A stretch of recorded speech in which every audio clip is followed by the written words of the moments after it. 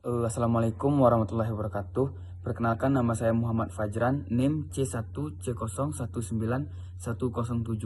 Di sini saya akan menjelaskan materi tentang pendahuluan akuntansi manajemen dengan dosen pengampu Bapak Juliusman SE MSI AK. Baiklah, langsung saja. Yang pertama itu tentang relevant loss. Setelah Perang Dunia I, terdapat peraturan akuntansi keuangan yang mempunyai dampak berkurangnya informasi akuntansi yang bermanfaat untuk mengevaluasi kinerja bawahan dalam perusahaan besar atau loss relevance. Sampai tahun 1920-an, semua manajer percaya pada informasi yang berhubungan dengan proses produksi utama, transaksi dan event yang menghasilkan jumlah nominal pada laporan keuangan.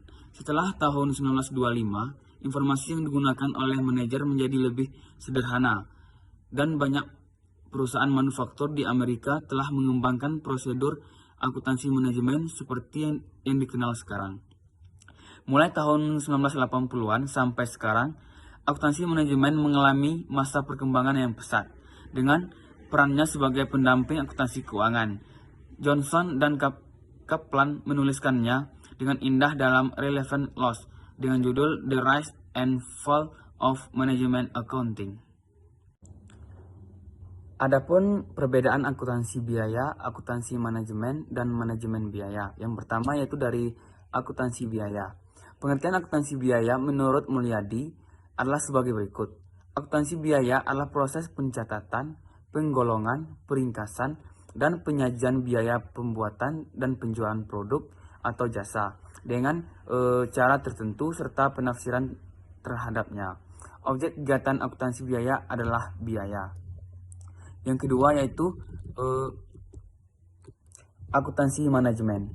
Menurut Rudianto, mendefinisikan akuntansi manajemen sebagai berikut.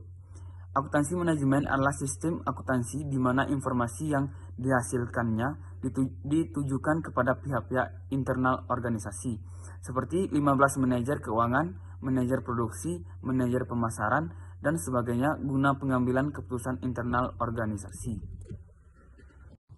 Adapun yang ketiga yaitu manajemen biaya. Menurut Yudi Herliansyah, berpendapat bahwa pengertian manajemen biaya adalah suatu filosofi yang dilakukan untuk memperbaiki secara kontinu dalam hal meningkatkan pelayanan dengan biaya yang ekonomis yang juga ditunjukkan dengan sikap proaktif yang mendasar bahwa masing-masing biaya produksi adalah keputusan mutlak manajemen dalam menentukan serta mencapai tujuan perusahaan. Berikut adalah mengapa sistem akuntansi manajemen dan keuangan harus dipisahkan. Sebelum saya menjawab hal tersebut, saya akan menjelaskan tentang tugas dari akuntansi manajemen dan akuntansi keuangan. Yang pertama yaitu akuntansi manajemen. Adapun tugas pertama yaitu menghasilkan laporan keuangan untuk pihak internal. Yang kedua, waktu pelaporan secepat mungkin disajikan real time.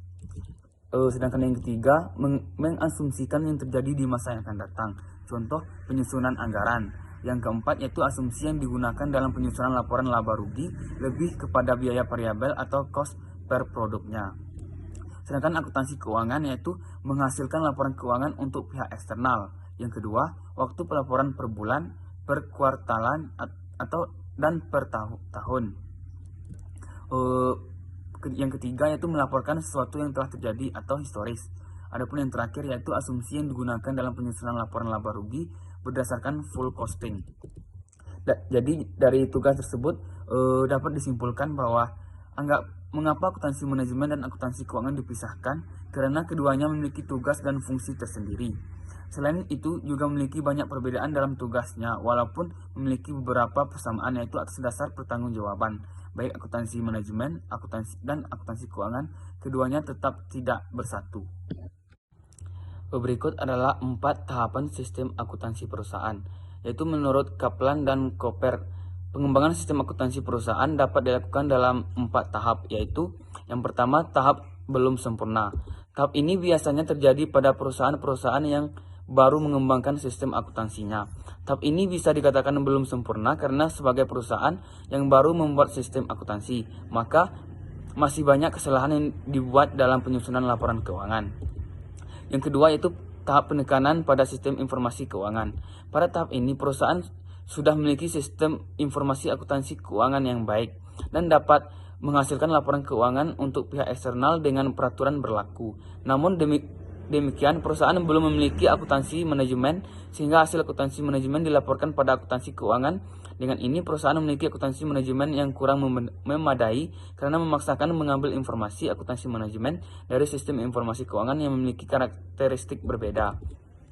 Yang ketiga yaitu tahap pemisahan antara sistem akuntansi manajemen. Dalam tahap ini, perusahaan memiliki sistem akuntansi yang terpisah antara akuntansi keuangan dan akuntansi manajemen. Adapun yang keempat yaitu tahap integrasi. Dalam tahap ini, sistem akuntansi keuangan dan sistem akuntansi manajemen disatukan dalam sistem informasi perusahaan yang terintegrasi, seperti dalam konsep Enterprise Resource Planning atau ERP. Dalam konsep ini, walaupun terintegrasi, sistem akuntansi keuangan dan akuntansi manajemen memiliki modal yang berbeda.